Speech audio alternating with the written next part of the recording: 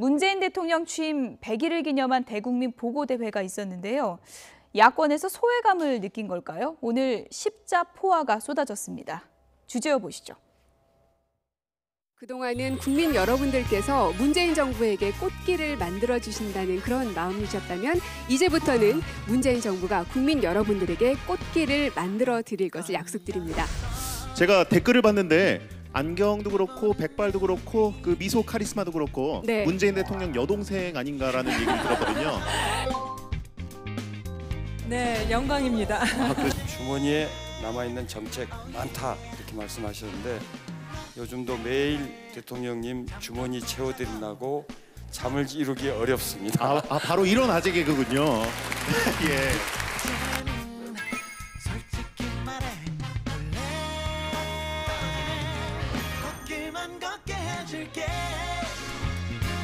형식과 내용 모든 면에서 진정한 소통의 장면이었습니다.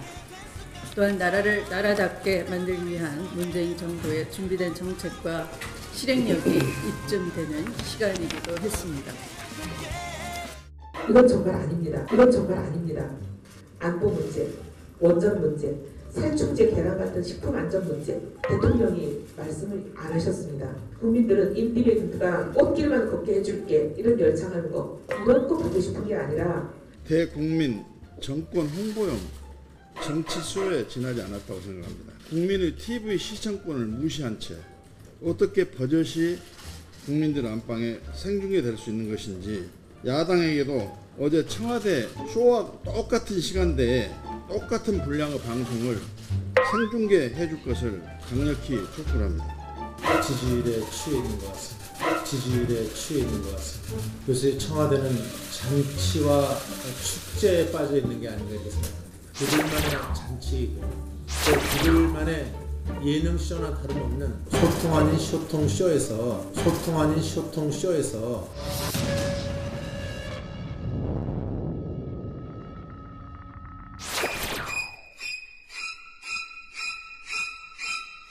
아침에 시청률이 발표된 거 보니까 모든 방송사가 생중계를 한 토탈 시청률이 10%도 안 되는 그런 시청률이었다.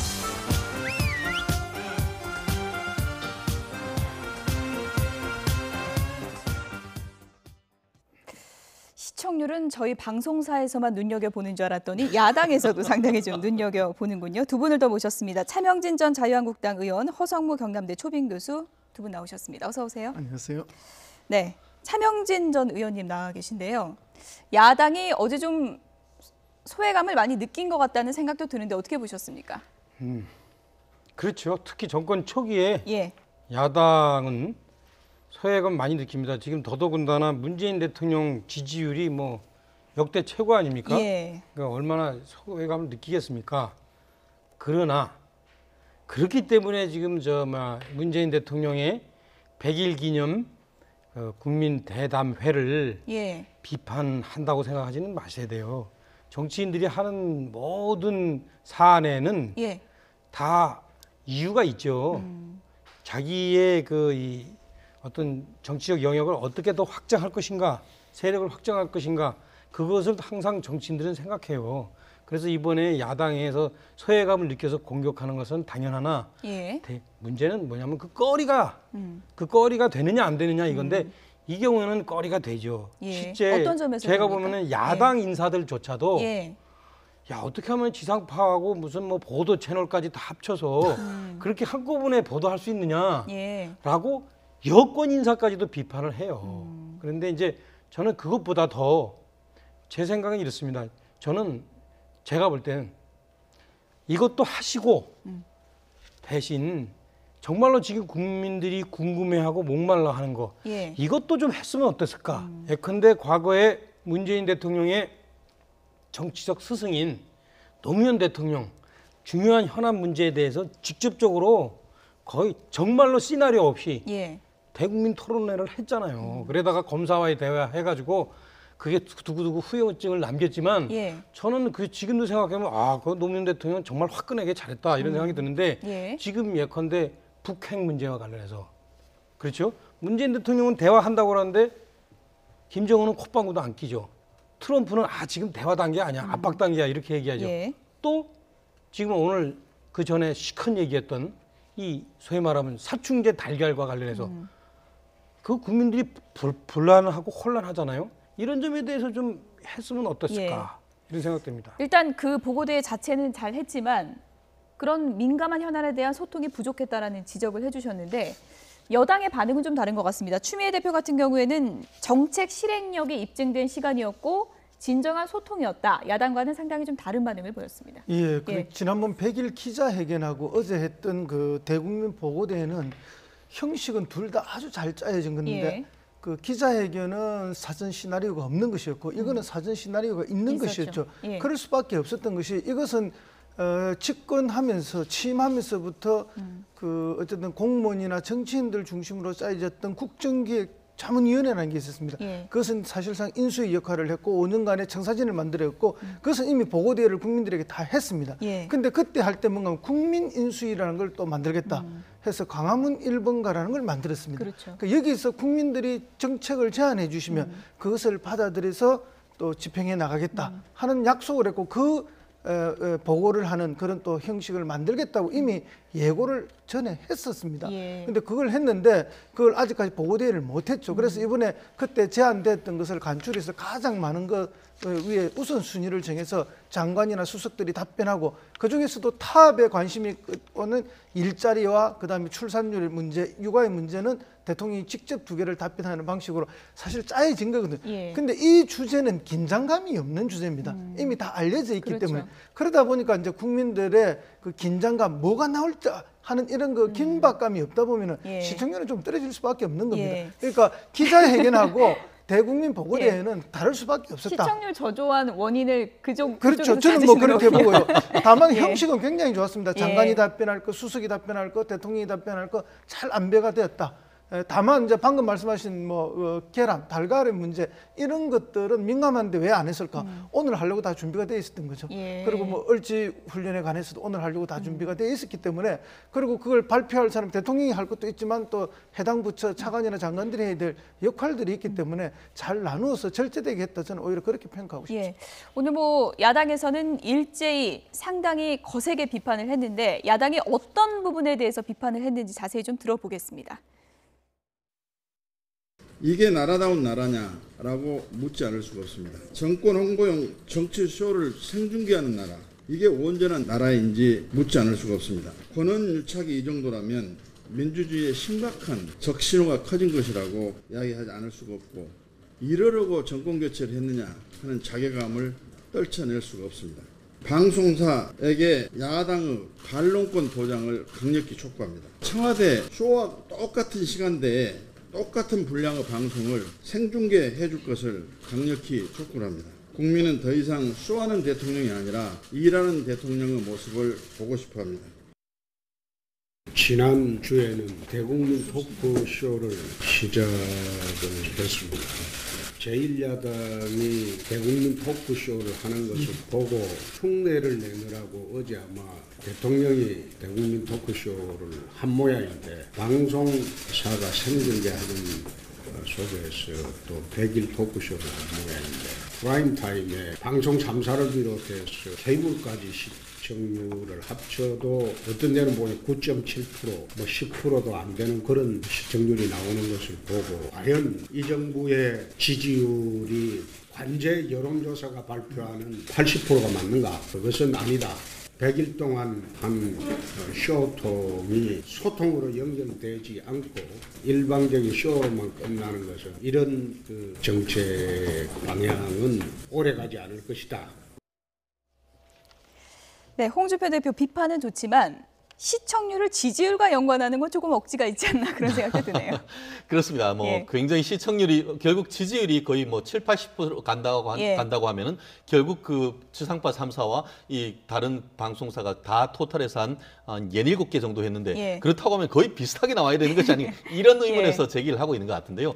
또 뭐 야당 대표로서 충분히 얘기할 수 있는 것이고 저는 그렇게 생각합니다. 뭐 지금 여당 같은 경우에는 문 대통령의 소통 의지를 드러냈다라고 하지만 특히 야당 측에서 봤을 때는 소통 의지보다는 홍보 의지를 드러낸 예. 것이 아닌가라고 바른정당 생각하는데요. 주호영 원내대표는 밤에 했기 때문에 디너쇼다 뭐 이렇게까지 또 비판을 근데 했습니다. 똑같은 예. 것이라도 재탕, 삼탕 되면 그것의 어떤 선명성이 흐려질 수밖에 없는데 예. 아시다시피 100일 했을 때의 어떤 기자회견의 제목이 국민이 묻고 대통령이 답하다였습니다. 근데 제가 어제 확인을 해봤더니만 예. 이 광화문 1번가의 첫 번째 이 홍보를 위해서 하면서 이 행사의 제목이 바로 국민이 묻고 대통령이 답하더라고요. 예. 결국 다시 한번 재탕이 됐다라는 것이고 아마 원래 그 처음의 방송보다 재방송은 시청률이 떨어지는 거 아니겠습니까? 그런 효과가 아니냐 예. 싶습니다.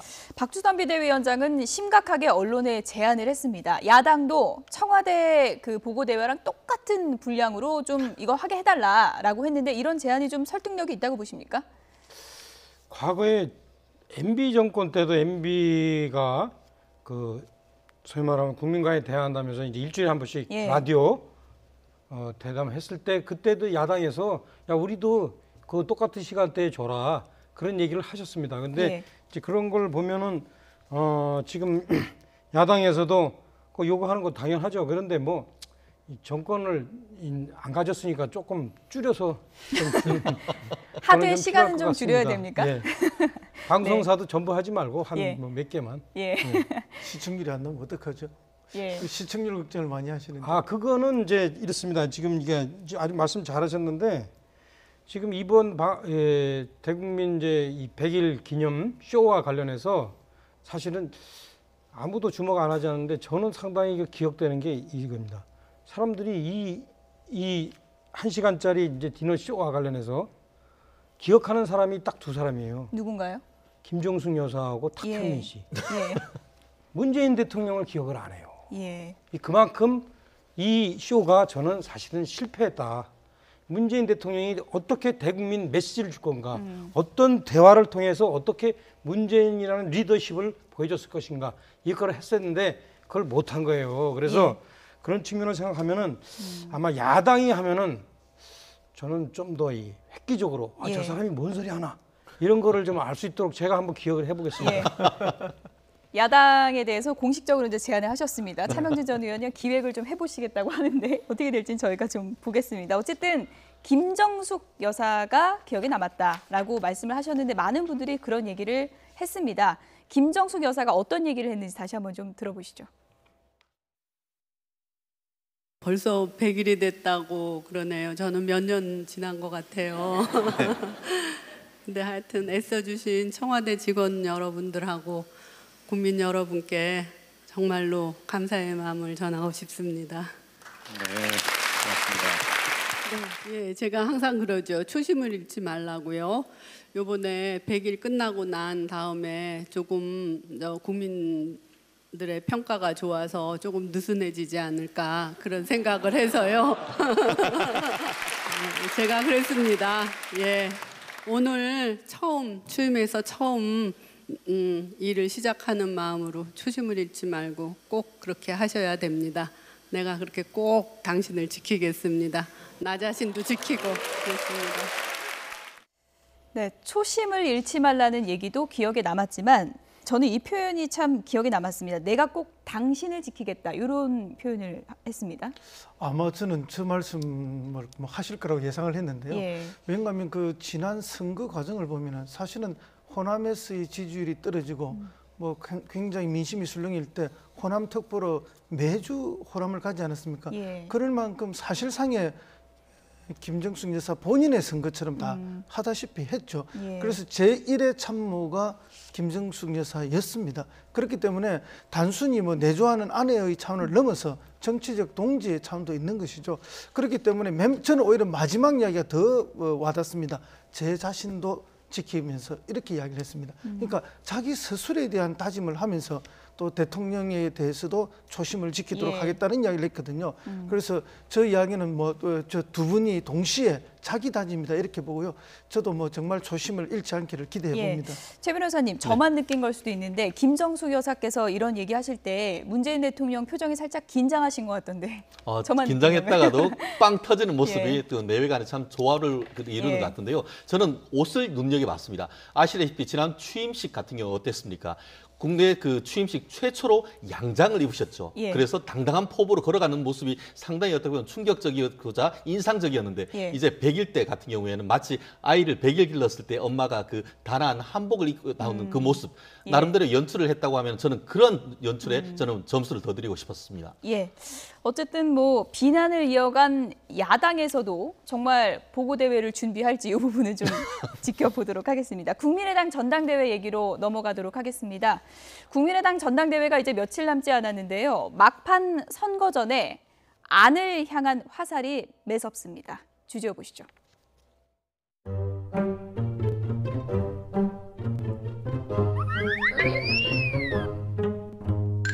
당대표 자리 고집하실 게 아닙니다. 서울시장에 출마해서 당을 위해서 헌신하셔야 합니다. 천정배 대표와 안철수 서울시장 후보, 천정배 대표와 안철수 서울시장 후보, 호남 대표와 영남 서울시장 후보, 이 양날개로 나서면 지방선거 승리할 수 있다고 보지 않으십니까? 지금 내일이 투표일입니다. 내일이 투표일입니다. 언제까지 후보 사퇴하라고 그런 말씀하십니까? 그건 지금 우리 이 전당대회를 희화화하는 겁니다. 내가 나와야 지지율이 올라간다. 근데 어제 이렇게 말씀하셨어요. 반대를 무릅쓰고 나왔더니 중앙일보 조사에서 3%로 떨어졌단 말이에요. 3%로 떨어졌단 말이에요. 이렇게 이전 투구식으로 전개되면 이전 투구가 아닙니다. 따질 건 따지는 것이 당연한 것 아니겠습니까? 논리가 아니면 대선 패배와 관련해서 나는 무능한 장수였습니다. 이렇게 그렇게 하셨죠. 예. 석 달 전에 무능한 장수가 석 달 뒤에 이제 내가 유능한 장수다라고 석 달 전에 무능한 장수가 석 달 뒤에 이제 내가 유능한 장수다라고 김대중 대통령께서 대선 패배 이후에 88년 총선에서 제일 야당이 됐습니다. 그러면 그 당시 김대중 대통령 무능한 대통령이셨습니까? 김대중 대통령을 지금 동일시 하시는 말씀인데 석 달 만에 갑자기 유능해질 수 있느냐 하는 게 제 질문 취지입니다. 대선 패배 이후에 그 다음에 선거 성공적으로 이끈 사례들이 많습니다. 저도 그런 사람이 되도록 지금 노력하고 있습니다.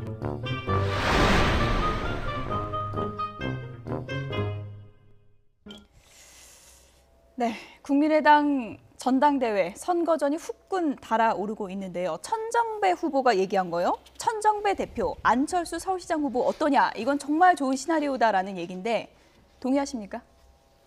지금 있죠. 이 국민의당 전당대회를 보면 재밌는 게 안철수냐 아니냐가 아니라 안철수가 어떻게 할 것이냐 변수가 이렇게 분명히 바뀌어 있어요. 그죠?